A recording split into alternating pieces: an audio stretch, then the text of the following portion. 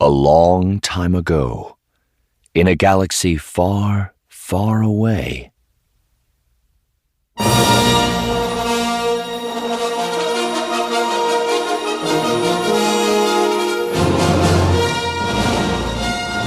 Random House Audio presents Star Wars: The Old Republic. Revan by Drew Karpyshyn. Read for you by Mark Thompson.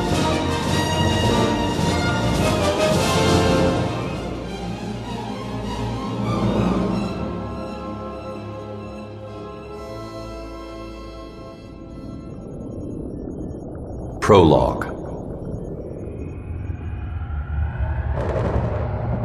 Here, the darkness reigns eternal.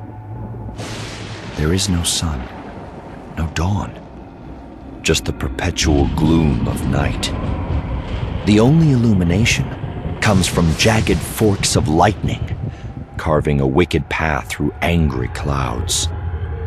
In their savage wake, thunder shreds the sky, unleashing a torrent of hard, cold rain.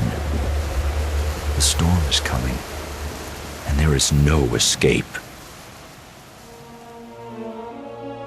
Revan's eyes snapped open, the primal fury of his nightmare wrenching him awake for the third night in a row. He lay still and quiet, turning his focus inward to ease the pounding of his heart as he silently recited the opening line of the Jedi mantra. There is no emotion. There is peace. A sense of calm settled over him, washing away the irrational terror of his dream.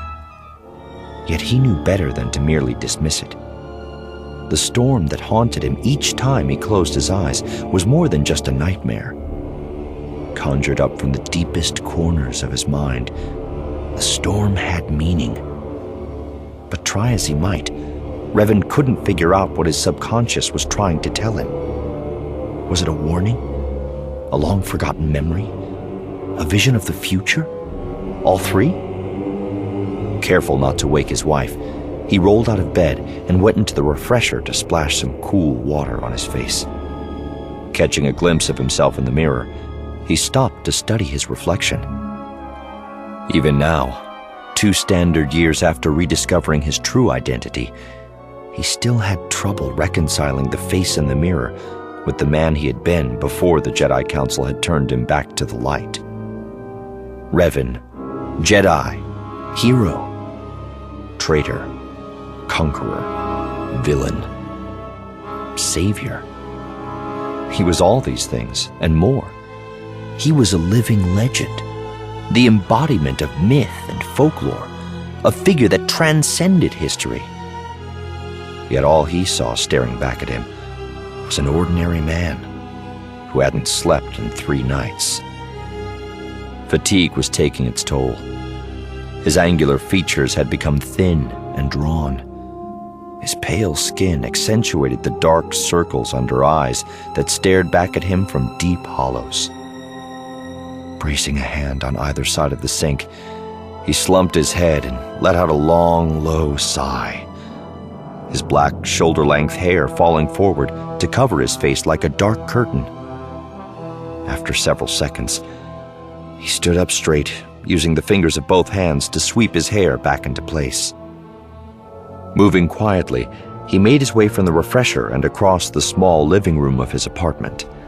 He proceeded out onto the balcony, where he stopped and stared out across Coruscant's endless cityscape. Traffic in the galactic capital never stopped, and he found the constant buzz and blur of shuttles speeding by soothing. He leaned out over the railing of the balcony as far as he could, his eyes unable to pierce the darkness to make out the planet's surface hundreds of stories below. "Don't jump. I don't want to have to clean up the mess." He turned his head at the sound of Bastila's voice behind him.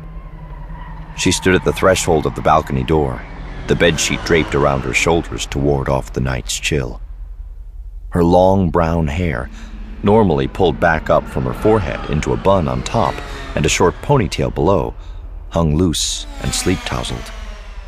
Her face was only partially illuminated by the glow of the city below, yet he could see her lips pressed into a wry smile.